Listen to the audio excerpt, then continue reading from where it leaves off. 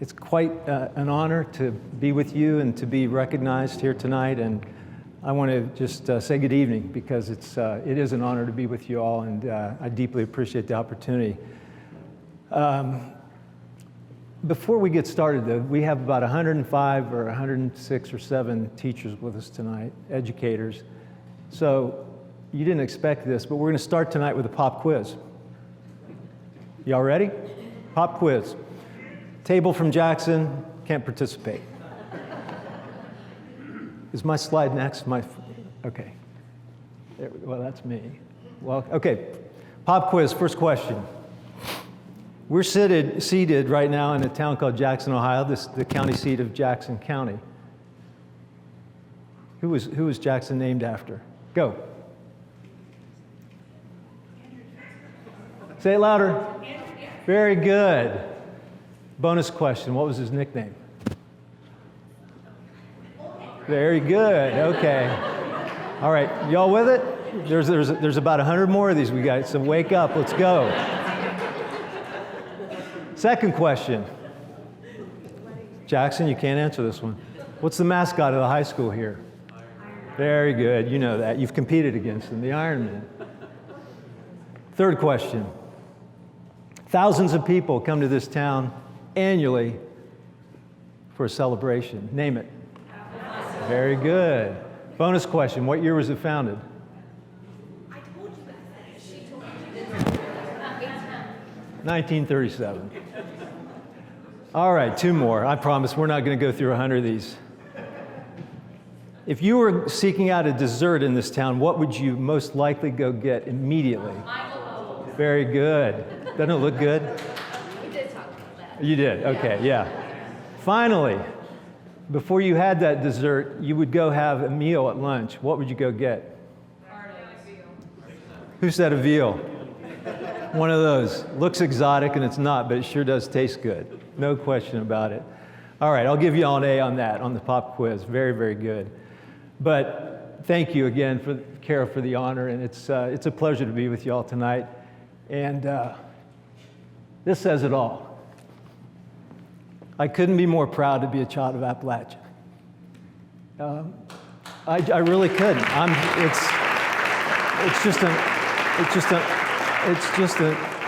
It's an amazing feeling to be, acknowledged and recognized, but also to come back home, within eyesight of where I grew up, and to talk to you about what we've been up to, but most importantly, to hear from students at ACE, to meet some of the amazing professionals that are in this room that are doing incredible work, and to honor you, because you are the folks that are making it happen in this region. And so Kara asked me to tell a little bit about my story, even though I really kind of don't talk about myself a lot, but I'm going to tell you a little bit about my family.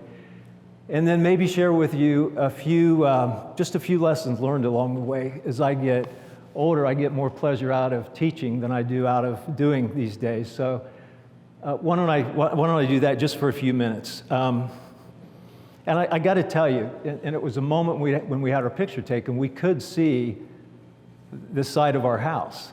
I grew up literally a couple blocks away from here, in that house, 60 years ago. And it's still there. We drove by it today.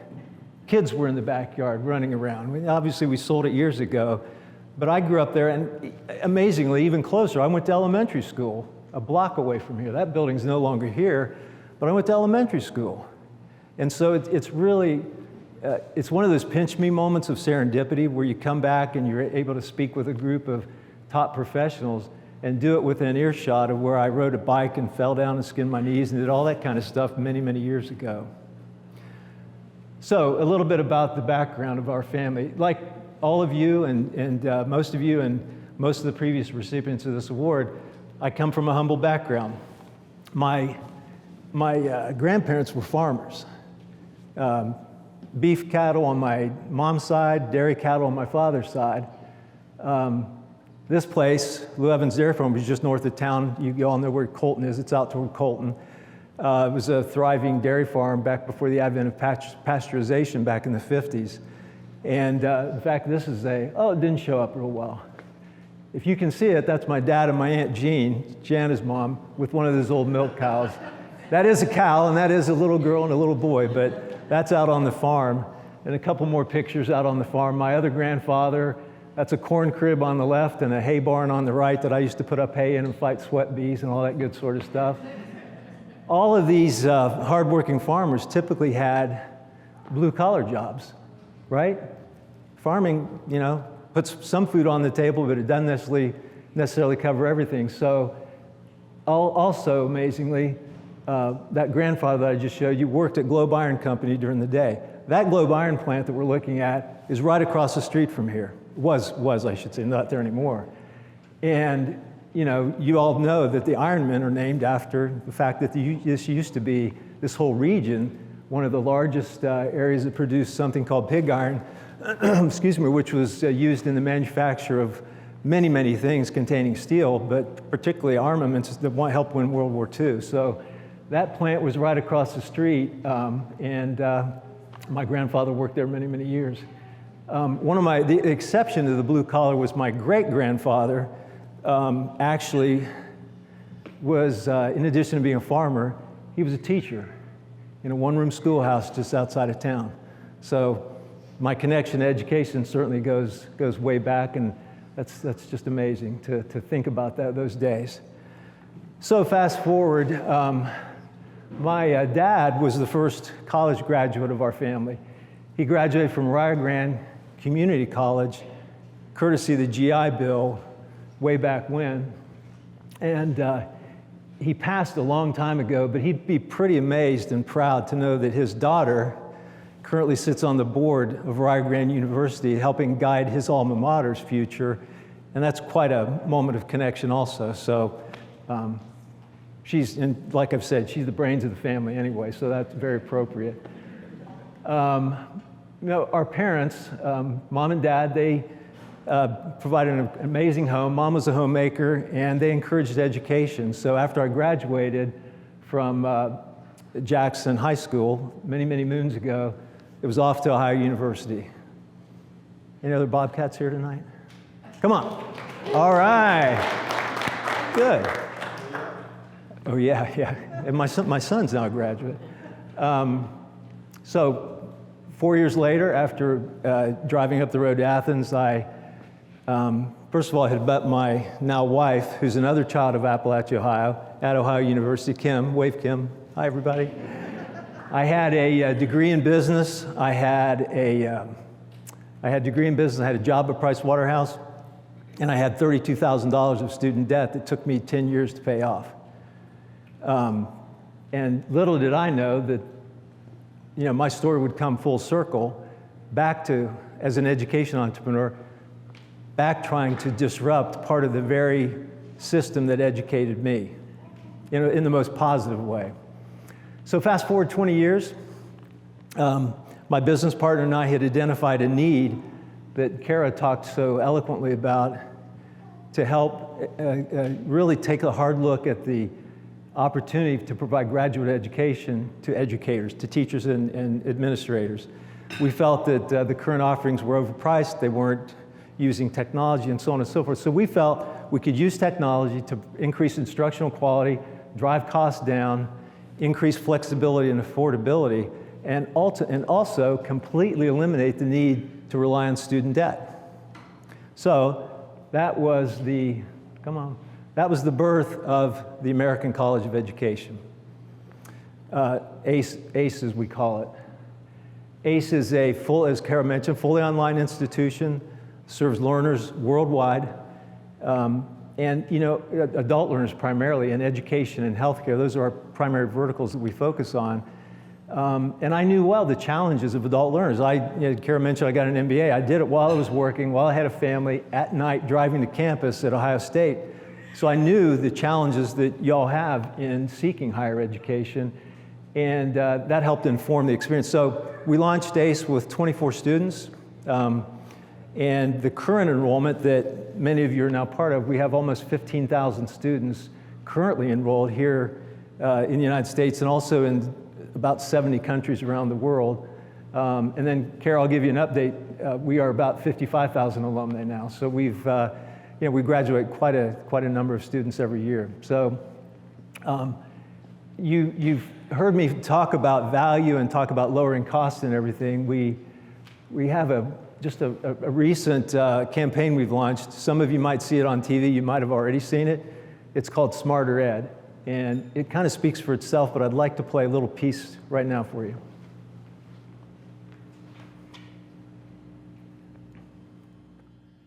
And I'm Smarter Ed. Whoa, smarter? Guess so. But I went to college and got my master's. Yeah, same. From American College of Education. You got any student loan debt? Yeah, obviously. You? None. 0? Well, that doesn't make you smarter. Okay. Just better decision making than me. Probably both, yeah. So kind of cute, slightly edgy, but with a very big message. And some of you today have heard me say this. We have a $1.7 trillion of student debt in the country right now, owed by 40 million students. A third of them are in default. And it's not the students' fault. It's the fault of the system of higher education. And that was the business problem that we sought out to start to become part of the solution to.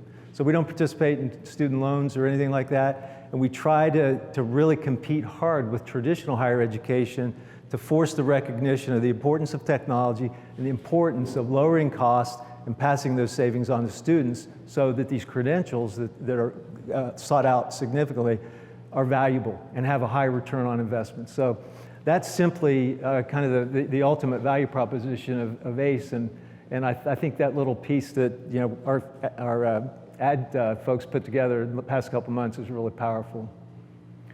One of the things that we were just named one of the top 150 most transformational growth companies in the world. It has nothing to do with me. My team did this, but I'm so proud of them because it's recognition of some of that disruptive nature of what we're doing and the value that we are bringing to our students here in the United States and outside of the country. And one other thing about ACE, pretty interesting, that we're fully online, as I mentioned. We hold an annual graduation, and last year I was so pumped that we brought it back to the Buckeye State, and we had graduation in Columbus at Nationwide Arena, and we had about 3,000 graduates and families celebrating their hard work, their accomplishment, and giving them an opportunity to walk across the stage and receive their credentials. Really, really excited about that. Of those graduates last year, 482 were from here in the Buckeye State. So we have a significant presence here, and that brought, you may not be able to see the number, but our total graduates from the state of Ohio are just under 5,000 now. So I love coming back home and being able to talk about those numbers because it's very, very meaningful. At ACE, we have a little tagline, and this is more internal, but we serve those who serve. We focus on educators and healthcare professionals. So some of those we serve, as Kara said, are here tonight. If you're an ACE alumni, or if you are currently studying with ACE, would you stand up, please? I'd like you to be recognized. Big round of applause, please.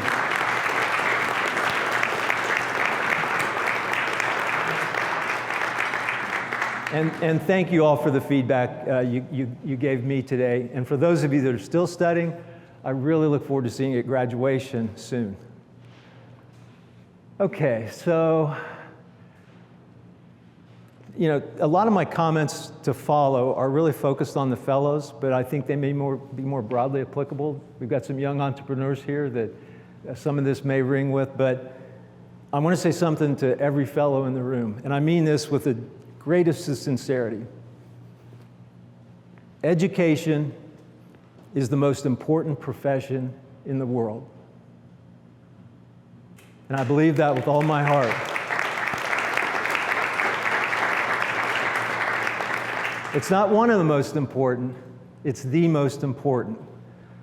If you think about it, every doctor that saves a life had a teacher, right? Every engineer that designs a rocket that goes up, and we see a lot of that today, they had a teacher.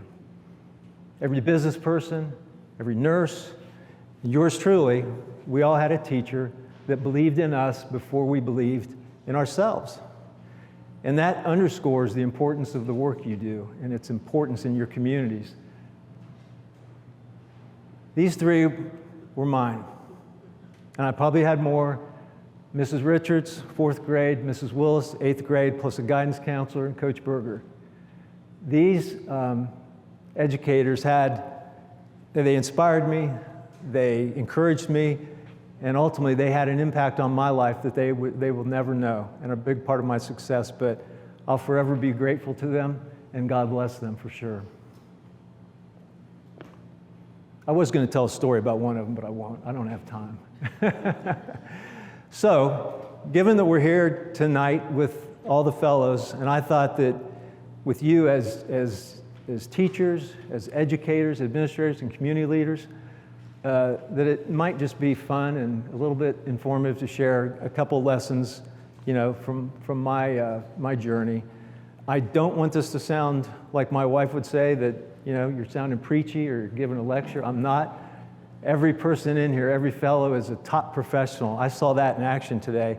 And it's not at all intended to come across in that way, but I'm going to share with you just a few lessons that you may find interesting, you may find something applicable, or just some food for thought. So number one, practice grit. So Kara shared a little bit about my background. I founded some businesses. I had a lot of late nights contemplating some really tough decisions, and I have had my own fair share of failure. But what I've learned along that journey is that grit is not a personality trait. Grit is a practice. It's something you do. Grit is, I heard someone today talk about driving a long way. Grit is a teacher that drives 45 minutes on a 2-lane road each day, every way, because that's where the kids are. Grit is a teacher that goes back to a student not once or twice, but as many times as it takes to help that student succeed. That's grit. Grit is a teacher that refuses to let a very difficult family situation become a student's destiny. So grit, simply put, is refusing to quit. Absolutely refusing to quit. Your students all have grit. One of your opportunities, and many of you are probably doing it, but one of your opportunities is to use your grit to help them unleash theirs. Lesson one. And I wanted to cap that off, that that resilience that really characterizes grit, and it's native to Appalachia, it's not a consolation prize. It's an advantage. All of you have grit. I found mine. There's a lot here. And Ron, you mentioned earlier some of the stereotypes about Appalachia that just drive you out of your mind. Every kid here grows up with grit, right? Some students some students are people that really experience scarcity, that understand the value of family, that ultimately know that it's better to work hard for something that you want rather than have it handed to you. Those are some of the most determined, resilient people you'll meet. And that's what I'm talking about here with the resilience. There's a ton of it here. Not a consolation prize, huge, huge advantage. Okay, lesson 2, enough of that. Be a lifelong learner. Am I okay on time? I don't want to. I can skip to 5 if you want me. Lesson 2, be a lifelong learner. So I had some mentors in my career that were just really, really focused on learning. They were insatiable learners. They read a lot, they traveled, they sought out new experiences. They were always willing to say, I don't know the answer, but let's go find out. And so that mindset of curiosity that they had is one of the greatest gifts that you could give your students. Curiosity is one of the greatest gifts you could give to your students. If you think about it, the world that students are going to go out into today, right? It's demanding continuous learning more than ever. No matter if you've gone to high school, to college, whatever, it's requiring continuous learning because a lot of the skills today, they're lifespan, or their usefulness is measured sometimes in a few years, if not a few months. So it's really important that that curiosity is developed, and that, as you all know, that you not only teach students what to learn, but also how to learn. And when those students see you learning and see you grasping for something new, and you challenge them to explore the unknown, you're developing in them this mindset of curiosity that's going to benefit them for the rest of their life. Lesson 3, embrace change. This is a big one. So, you know, as Kara mentioned, I've spent a lot of my career at the intersection of technology and education. Change has been constant. I've been at it the whole time. It's relentless. Sometimes it's mind-bending. But what I found is that people that really grow and that thrive don't look at change as a problem, don't look at change as an obstacle. They look at it as an invitation. We're living through one of the most transformative periods of significant periods of technological transformation in the history of man, right? We talked a little bit ago with a smaller group. Artificial intelligence is not coming, right? It's not. It's here. You all are using it. Your kids are using it in all likelihood. We're all experimenting with it. We have no idea what its ultimate capabilities are, but it's here. And it's amazing. It's incredible. But it also raises concerns and raises fears. And I completely understand that, because I don't know what that future looks like. But let me give you a little bit different perspective. Every transformative technology in the history of man, whether it was the printing press, the electricity, the internet, all raised the same fears. And ultimately, the great teachers that leaned into that and said, how can I use this great technology for the betterment of my students? Those are the teachers that excelled. AI is no different. And we could argue the merits on every side. I talked to someone earlier who had some concerns about AI. I get that. But ultimately, a great teacher that embraces AI and maybe uses one of the tools to create a caring set of eyes, or an extra set of eyes for a student, they're not being eliminated by AI, for example. They're using it to multiply themselves. And so that's an example of embracing it, figuring it out, and not viewing it as a panacea, but as another tool, just like some of those older technologies. Okay, almost there. Lesson 4, move fast. This is an interesting one. In business, you know, we have windows of opportunity that open, and if you hesitate too long, they close and you lose that opportunity. I don't think education is any different. You may have a student right now. That student could be at a crossroads and they don't even know it. But something you say, a challenge you give them, a belief you express in them, could ultimately change the trajectory of their life. If not, maybe that moment is not seized and the opportunity is lost. So here's the lesson. Move fast. Move with urgency. Not recklessly, but with some sort of purpose. And I have a saying that I use a lot. I've used it with my kids. Run toward the problem. Run toward the opportunity. Make the call. Take the action, right? Because ultimately, everyone's better off if you really move quickly.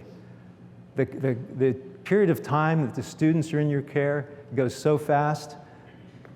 We've got to seize the moment now and not miss it. So move, move, move, move. I've already said that. Lesson 5, surround yourself with great people. This is the one that's absolutely had the most impact on my career. No great thing is accomplished alone. And what I've seen today is an example of that. You all are helping each other. Kara's built a team. It's amazing what you all are doing together. No great thing is accomplished alone.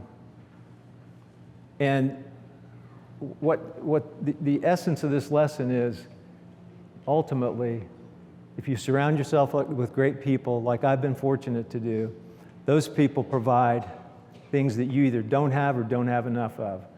I surround myself with people that are smarter than me, that have greater capabilities than I have, that sometimes can supply energy that I don't have enough of. But ultimately, that team is what's going to get you to the finish line and really help build the success that you're pursuing. The best investment I've ever made is in people. The best investment you're ever going to make is in your communities, your colleagues, and obviously your students. So, I'm going to wrap it up here.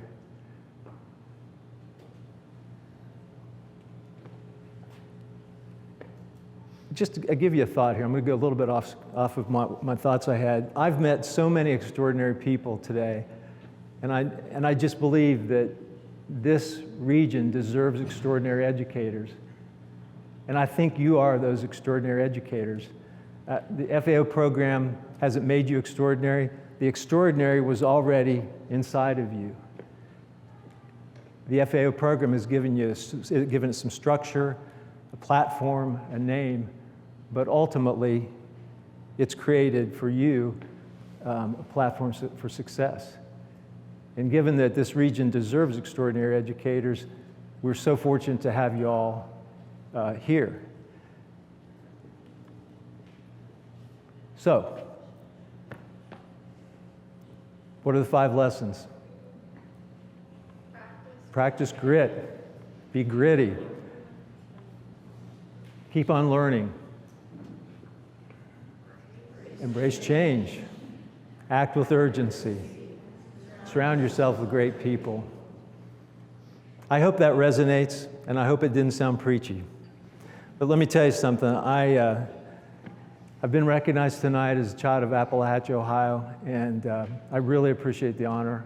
It's unbelievable to have that recognition. But it's not just an honor. I want you to know it's who I am. It's who I am. But as I look out and I see all these other children of Appalachia, Ohio that will have such a much greater impact than I could ever have in this region. You chose to stay. You chose to invest. And that's the highest form of loyalty to a place and a people that there could be.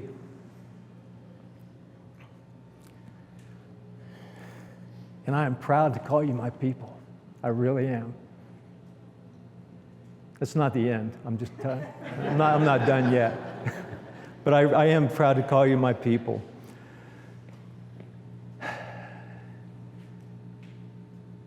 Collect my thoughts here. I really think that it's important that you understand how deeply grateful I am for this honor. It's also important that you understand that this region, the communities, the families, and the people, the students, I should say, are counting on you. And based on what I know about children of Appalachia, Ohio, I'm not going to bet against you. You're there. So, from my family to yours, thank you very, very much. It's been an honor to be with you. Thank you, Kara, for the honor. I deeply appreciate it. I wish you all great success in your careers, and God bless you very much. Thank you.